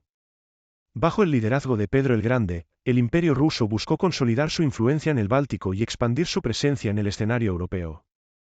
La victoria en la guerra había alimentado un sentido de orgullo nacional, y el pueblo ruso estaba ansioso por avanzar. Sin embargo, la reconstrucción requería una enorme inversión en infraestructura, educación y tecnología. Pedro se dedicó a fomentar la industrialización, promoviendo la creación de fábricas y el desarrollo de una marina moderna, con el objetivo de fortalecer la economía y la defensa del imperio. La administración de Pedro implementó reformas en varios sectores. La educación se convirtió en una prioridad, y se enviaron estudiantes rusos a estudiar al extranjero, especialmente a países europeos donde podrían aprender sobre los avances en ciencia, tecnología y administración. Se establecieron escuelas y academias, y se promovió el aprendizaje de idiomas extranjeros, en un intento de acercar a Rusia al resto de Europa. Este esfuerzo fue parte de una visión más amplia de convertir a Rusia en un Estado moderno y competitivo, capaz de rivalizar con las potencias europeas establecidas. En Suecia, la derrota en Pultava y la posterior pérdida de territorios llevaron a una profunda crisis. La aristocracia y el pueblo sueco se enfrentaron a la dura realidad de que su país ya no era la potencia dominante en el Báltico. La necesidad de una reconstrucción política se hizo evidente, y surgieron movimientos que abogaban por reformas en el sistema político y militar.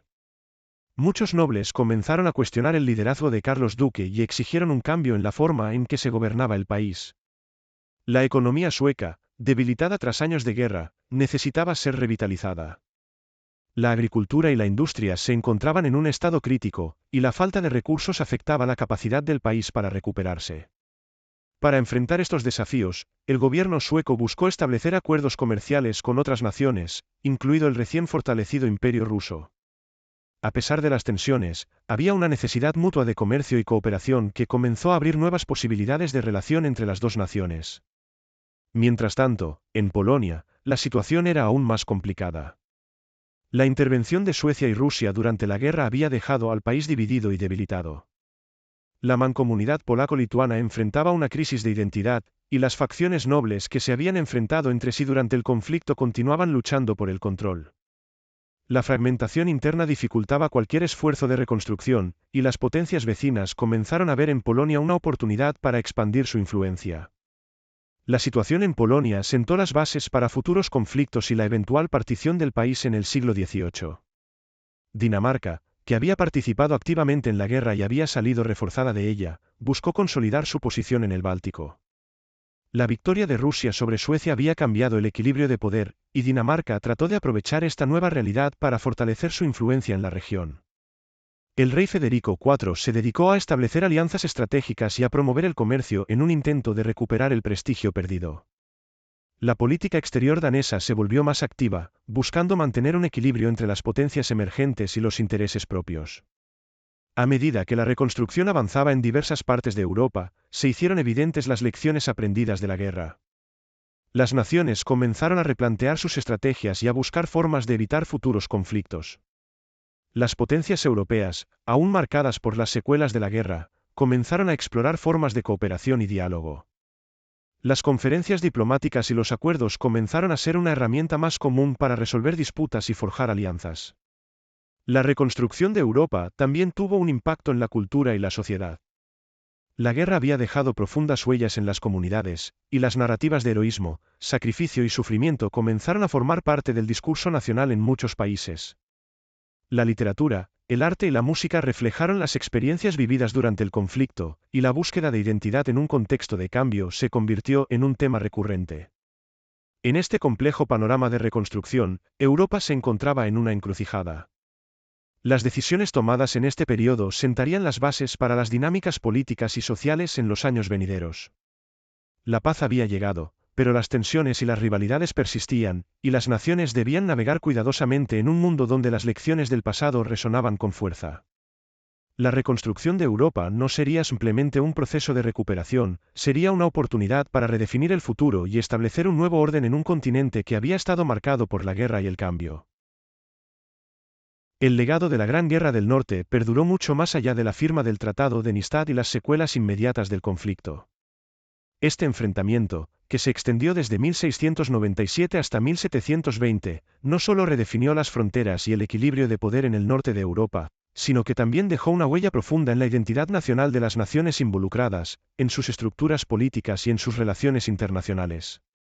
Una de las consecuencias más significativas fue el ascenso de Rusia como una potencia mundial.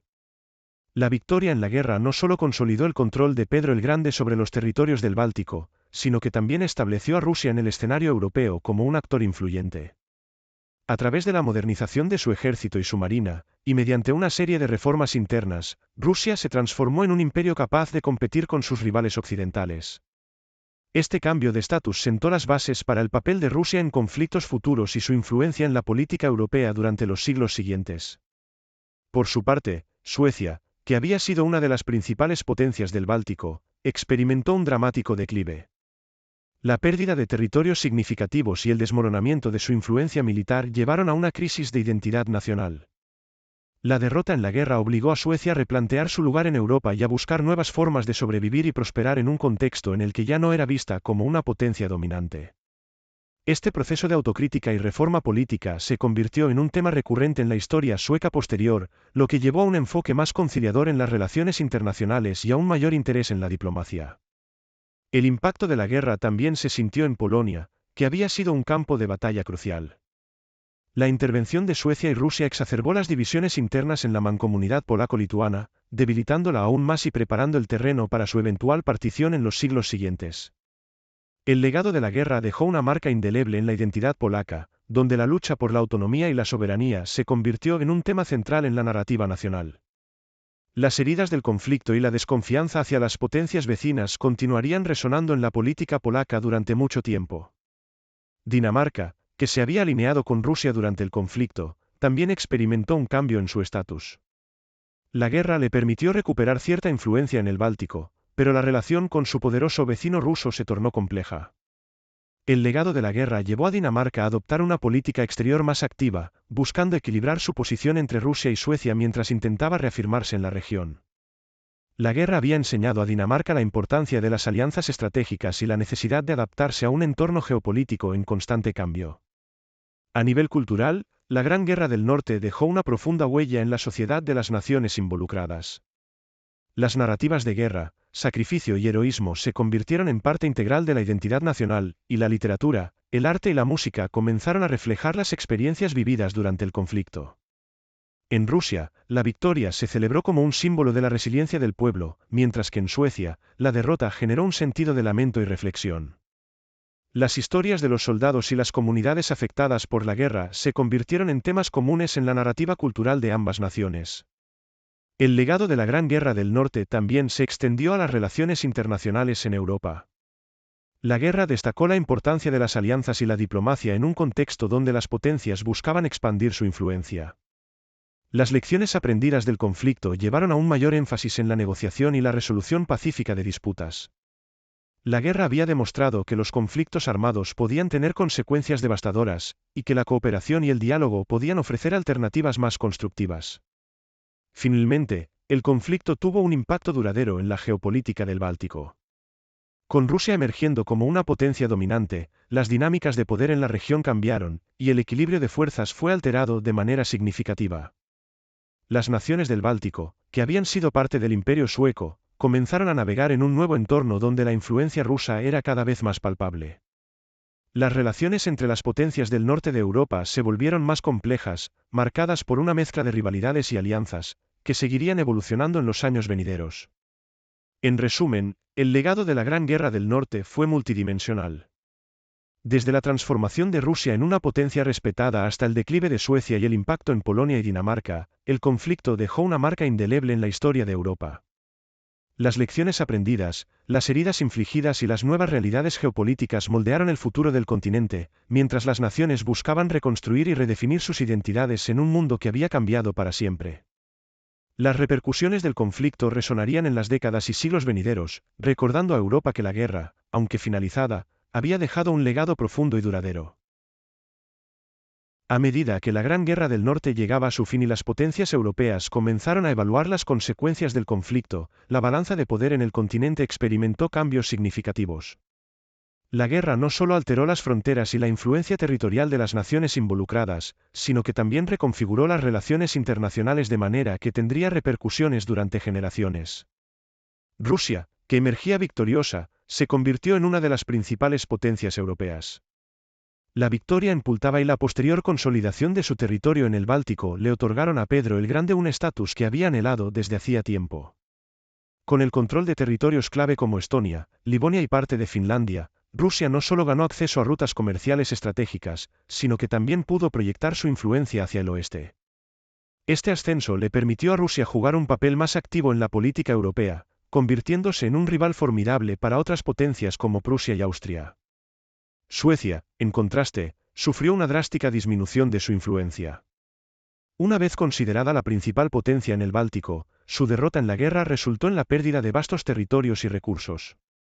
La firma del Tratado de Nystad marcó el fin de la hegemonía sueca en la región, y la nación se vio obligada a aceptar un papel secundario en la política europea.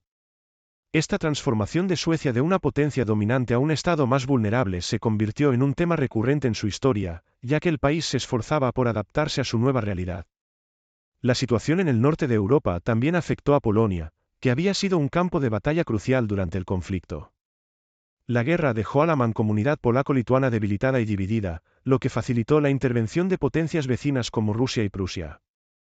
A medida que las facciones nobles luchaban por el control, la inestabilidad interna se convirtió en un terreno fértil para que las ambiciones de los países vecinos florecieran. Polonia se encontró en un estado de vulnerabilidad, y las tensiones internas y externas se intensificaron en los años siguientes, preparando el escenario para las particiones que seguirían en el siglo XVIII. Dinamarca, que había jugado un papel activo en el conflicto al aliarse con Rusia, también experimentó cambios en su estatus. La guerra y la posterior victoria rusa le permitieron recuperar cierta influencia en el Báltico, pero Dinamarca se vio obligada a manejar una relación delicada con su nuevo aliado. Aunque la alianza le otorgó a Dinamarca una mayor presencia en la región, también implicó la necesidad de equilibrar sus propios intereses con los de Rusia, lo que llevó a un enfoque más pragmático en su política exterior. A medida que la balanza de poder se reconfiguraba, las alianzas y rivalidades en Europa comenzaron a tomar forma. La ascensión de Rusia y el declive de Suecia provocaron un cambio en la dinámica de las relaciones internacionales. Las potencias europeas comenzaron a evaluar sus propias estrategias, considerando cómo podrían beneficiarse o protegerse en un entorno en el que Rusia había emergido como un actor influyente. Este nuevo orden llevó a que países como Prusia se sintieran incentivados a ampliar su influencia, mientras que Austria y otras potencias también buscaban asegurar su posición frente a la Rusia en ascenso. La guerra y sus consecuencias también tuvieron un impacto en la percepción de la guerra en Europa. Las lecciones aprendidas durante la Gran Guerra del Norte llevaron a una mayor conciencia de los costos de los conflictos prolongados. Las potencias comenzaron a entender que la guerra no solo se ganaba en el campo de batalla, sino también a través de la diplomacia y la negociación. Esta comprensión fomentó un entorno en el que se buscaban soluciones pacíficas a las disputas, aunque las rivalidades y tensiones persistían. La balanza de poder en Europa tras la Gran Guerra del Norte no solo se centró en las naciones involucradas en el conflicto, sino que tuvo repercusiones más amplias en el continente. Las rivalidades que surgieron de la guerra sentaron las bases para futuros conflictos, y las alianzas que se formaron y deshicieron a lo largo de los años se convirtieron en un reflejo de las tensiones subyacentes. La historia de Europa, con su complejo entramado de relaciones y rivalidades, continuaría evolucionando, pero el legado de la guerra y sus consecuencias seguirían influyendo en el curso de los acontecimientos en el continente. Así, los cambios en la balanza de poder tras la Gran Guerra del Norte marcaron el comienzo de una nueva era en la historia europea. La guerra había sido un catalizador que transformó la política y la sociedad en las naciones involucradas, y a medida que Europa comenzaba a adaptarse a su nueva realidad, las lecciones del pasado seguirían resonando en el futuro. Las decisiones tomadas en este periodo crucial sentarían las bases para las dinámicas de poder y las alianzas que definirían el continente en las décadas siguientes, mientras las naciones luchaban por encontrar su lugar en un mundo en constante cambio. La Gran Guerra del Norte dejó una huella indeleble en la historia europea, influyendo en las dinámicas políticas, sociales y culturales del continente. Este conflicto, que se extendió a lo largo de más de 2 décadas, no solo redefinió las fronteras y el poder de las naciones involucradas, sino que también sentó las bases para futuros conflictos y cambios en la geopolítica europea. La victoria de Rusia en la guerra marcó un cambio significativo en la percepción de este imperio en el contexto europeo. Durante mucho tiempo, Rusia había sido vista como un país atrasado y aislado, pero su éxito en el conflicto la catapultó al escenario internacional como una potencia emergente. La modernización del ejército ruso y la victoria en batallas clave como Pultava destacaron la capacidad de Rusia para competir con las potencias occidentales. Este ascenso tuvo repercusiones en las relaciones diplomáticas en Europa, ya que otros países comenzaron a considerar a Rusia como un aliado o un rival que debía ser tenido en cuenta en sus propios planes de expansión. A medida que Rusia consolidaba su poder, la política de alianzas en Europa se volvió más dinámica. La guerra había demostrado que las alianzas podían ser efímeras y que los intereses nacionales podían cambiar rápidamente.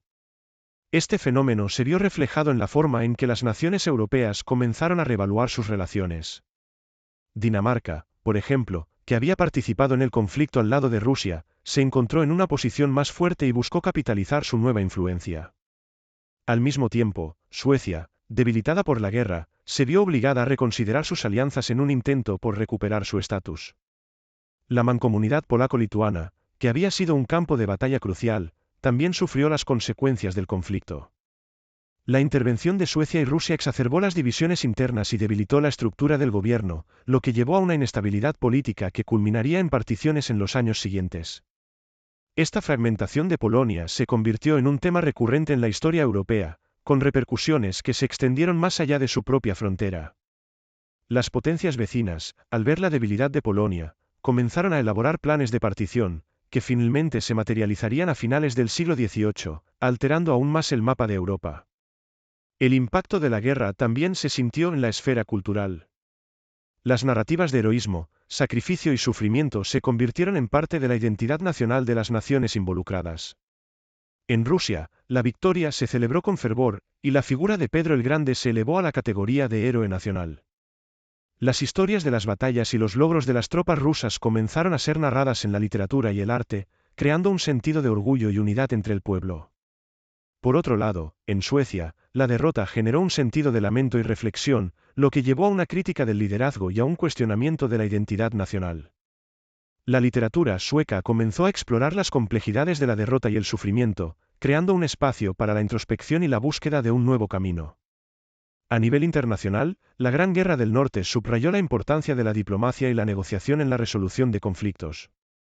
A medida que las potencias europeas comenzaron a reevaluar sus estrategias, se hizo evidente que la guerra podía tener consecuencias devastadoras que se extendían mucho más allá de los campos de batalla. La necesidad de una cooperación más efectiva y de formas pacíficas de resolver disputas se convirtió en un tema central en la política europea de la época. Las lecciones aprendidas de la guerra influirían en los enfoques posteriores hacia la guerra y la paz, sentando las bases para los esfuerzos de diplomacia en el siglo XVIII. La guerra también tuvo un impacto en la economía europea.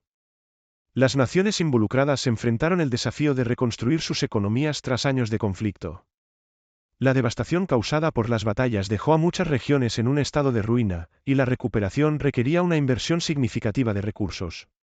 En Rusia, la victoria trajo consigo la necesidad de modernizar la infraestructura y la industria para sostener el crecimiento, mientras que Suecia luchaba por recuperar su economía y encontrar nuevas formas de comerciar en un entorno donde su influencia había disminuido. Con el tiempo, la Gran Guerra del Norte se convirtió en un capítulo significativo de la historia europea, que no solo afectó a las potencias del norte, sino que también tuvo repercusiones en el equilibrio de poder en el continente. La guerra dejó una marca en la memoria colectiva de las naciones involucradas, y las decisiones tomadas durante y después del conflicto moldearon el futuro de Europa. A medida que las naciones intentaban encontrar su lugar en un mundo cambiante, el legado de la guerra continuaba resonando, recordándoles que la historia está en constante evolución, y que los eventos del pasado pueden tener un impacto duradero en el presente y el futuro. A lo largo de más de 2 décadas de intensas hostilidades, la Gran Guerra del Norte dejó una marca indeleble en la historia de Europa, transformando no solo las fronteras geográficas, sino también las dinámicas de poder y las relaciones entre las naciones. Con la victoria de Rusia y la firma del Tratado de Amistad, se sentaron las bases para un nuevo orden en el Báltico, donde el Imperio ruso emergía como una potencia respetada y temida, mientras que Suecia se enfrentaba a la dura realidad de su declive. El conflicto no solo redefinió los territorios en el mapa, sino que también dejó profundas cicatrices en la memoria colectiva de los pueblos involucrados. Las victorias y derrotas se convirtieron en parte integral de la identidad nacional de cada nación, y las narrativas de heroísmo, sacrificio y sufrimiento comenzaron a tejerse en la cultura y la historia de Rusia, Suecia, Dinamarca y Polonia. La búsqueda de la identidad y la reflexión sobre el pasado se convirtieron en temas recurrentes en la literatura y el arte, influyendo en generaciones futuras. A medida que Europa se recuperaba de las devastaciones de la guerra, las lecciones aprendidas resonaban en la política internacional. La importancia de la diplomacia y la cooperación se convirtió en un mensaje clave, y las potencias comenzaron a buscar formas pacíficas de resolver disputas, conscientes de que los conflictos armados podían tener consecuencias catastróficas. Así, la guerra sirvió como un recordatorio de la fragilidad de la paz y la necesidad de un enfoque más colaborativo en la política europea. El legado de la Gran Guerra del Norte perduró en las décadas y siglos siguientes, influyendo en las decisiones políticas y en los movimientos sociales que darían forma a la historia de Europa. Los cambios en la balanza de poder, la transformación de las naciones y el impacto en la cultura y la economía marcaron el comienzo de una nueva era. La guerra había sido un catalizador para el cambio, y su influencia se sintió en el desarrollo de relaciones internacionales más complejas y en la búsqueda de una estabilidad duradera en un continente en constante evolución. Mientras las naciones comenzaban a mirar hacia el futuro, la historia de la Gran Guerra del Norte se convirtió en un capítulo fundamental en el relato de Europa. Las decisiones de los líderes, el sacrificio de los soldados y la resiliencia de los pueblos se entrelazaron en una narrativa que recordaría a todos que la historia no solo se escribe en los campos de batalla, sino también en los corazones y las mentes de quienes viven en ella. Con la paz finalmente establecida, Europa se preparaba para enfrentar nuevos desafíos, pero las lecciones de la guerra siempre estarían presentes, recordando a las naciones que la búsqueda de la paz es un esfuerzo constante que requiere vigilancia, entendimiento y, sobre todo, la voluntad de aprender del pasado.